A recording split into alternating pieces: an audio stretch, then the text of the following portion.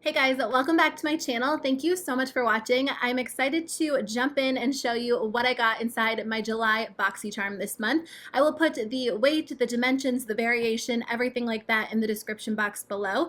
But if you guys are new to these videos, Boxycharm is a $21 a month beauty subscription service. So if you sign up, you get a box delivered to your door every single month with 5 full-size products in it.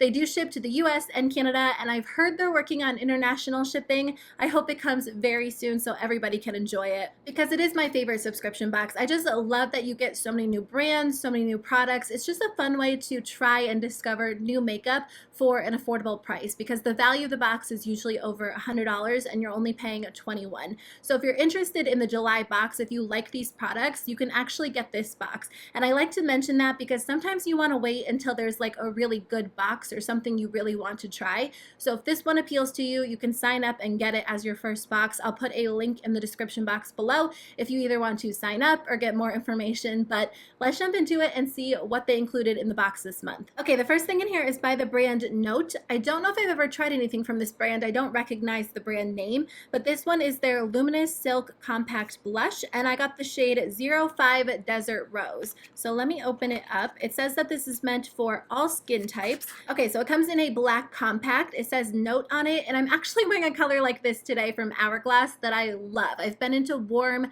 peachy blushes lately, especially for summertime. Okay, it feels really soft, so I can definitely tell that it is more of like a hydrating formula. It's definitely a powder blush, but it's pretty pigmented, which is kind of nice because I feel like this will work for a lot of different skin tones. You can sheer it out for more of a light wash of color or build it up for more of a pigmented appearance, but it's a pretty color. I definitely feel like it would flatter a lot of different skin tones. Okay, the next thing in here is by the brand Wander Beauty. I don't know if I've ever tried this brand either, but this one sounds kind of familiar. It is their Unlashed. Oh, it's a mascara. It's their Volume and Curl Mascara. I totally thought this was going to be like a lipstick or a lip gloss just based on the packaging. Okay, so the wand looks promising. This definitely looks like it's going to give my lashes a lot of volume and also curl them, which is great. So I can't wait to use that. I don't know, it's just weird. I've never seen mascara packaged like this. I need to replace my current mascara because I've had it for way too long. I was doing such a good job at like replacing them every 3 months and only using one at a time, so I pretty much finished it up.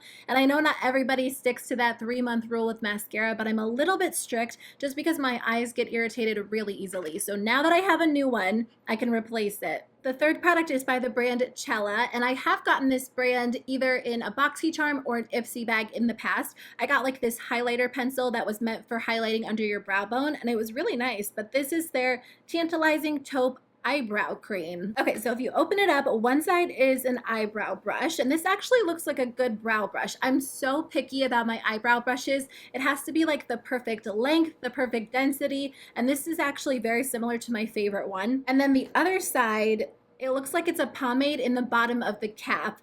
I don't know, you guys. I'm not big into eyebrow pomades. I literally just got the hang of eyebrow pencils. I was using powder before that, but I used to use pomade a long time ago. So I don't know. I feel like I've been a little bit more adventurous with my brow products, so maybe this one came at a good time.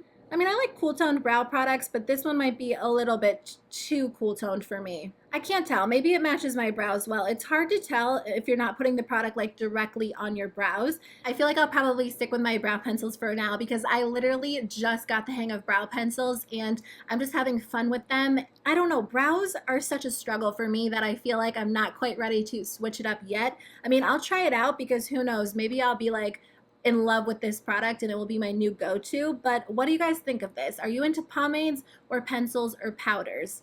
Okay, the next product in here was bubble wrapped. It was at the bottom of the box, but I had to grab it because I love palettes, so I'm always excited to see what palette they included if they do include one. This is by the brand Crown Pro. It comes in a black box. It doesn't have the name on the box, so let me open it up. One of my shadows did shatter everywhere, so I'm going to carefully show you guys the palette. Okay, I'll do a close-up shot for you guys because I will spill this everywhere if I try to hold it up. I'm already getting it everywhere, so I think I'm just going to set it down carefully. It is a very warm-toned palette. You get 10 different shades, and it looks like there's a mix of matte and metallic shadows, which I feel like a lot of people do have warm, neutral palettes in their collection, but It's summertime. I feel like it's the perfect time to play with colors like this. The metallics are gorgeous. They're very smooth, very pigmented. The red one was a little bit softer than the brown one, but they both swatched really beautifully. And I feel like metallic shadows swatch how they apply because I usually apply them with my fingers. So those two look really promising. Let me swatch two of the matte shadows. The matte shadows feel equally as smooth, which is awesome. I mean, it's a little bit more difficult to tell how a matte shadow is going to apply from a swatch, but they feel smooth. There's not great pigmentation with this brown one. That is what the matte shadows look like. They're a little bit lighter, but there's a possibility that they actually blend out really well, which is what I look for in my matte shadows. This palette actually reminds me of Urban Decay's Naked Heat, which is one of my favorite palettes of all time. I don't know, it seems like it's going to be easy to work with. I'm excited to try it out. If you guys got a chance to actually wear it, let us know in the comments below how it wore for you, but from initial swatching, it seems promising. The next product in here is by the brand Dr. Brandt. It is their Needles No More, No More Baggage Eye Depuffing Gel. I don't like the name. It like creeps me out. It makes me cringe for some reason, but I get where they're going with it. Like, you don't need to get any more filler in your under eye. Maybe because this depuffs your eyes. I just don't like the thought of needles and eyes together. Anyways, after you apply your eye moisturizer, you're supposed to put a little bit of this under your eyes to help with bags and dark circles. Boxycharm does include Dr. Brandt from time to time. They are a high quality brand, but they're not cruelty free. So I just donate the products that I get that aren't cruelty free.